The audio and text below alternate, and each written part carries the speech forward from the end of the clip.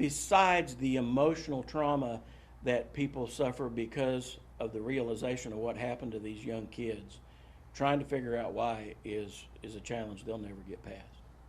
On Wednesday, Okmulgee Police Chief Joe Prentice gave an update on the tragedy that shook a community to its core. The problem that the community suffers with something like this is everybody wants to understand why. And like I said before, normal people can't understand why. People that perpetrate crimes like this are evil. The police chief says Ivy, Brittany, and Riley were all shot once in the head. Their bodies were found a quarter-mile from the home near a creek. Chief Prentice says Tiffany and Michael were each shot in the head twice, while Holly was shot in the head 3 times, and Jesse shot himself in the head. Tiffany, Michael, Holly, and Jesse were all found together further away from the girls and the house. Any evidence to believe that it's anything other than 6 murders and a suicide.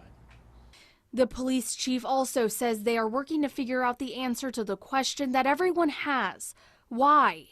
All we have is where the bodies were positioned and the injuries to them to try to indicate what happened, and there's just no way to know. After the press conference, I asked Okmulgee Police Chief what happens next in the investigation, because when you have a homicide or multiple homicides at that point, a suspect usually stands trial. But in this case, the suspect is dead. Questions that will never get answered because the only people that know are no longer here.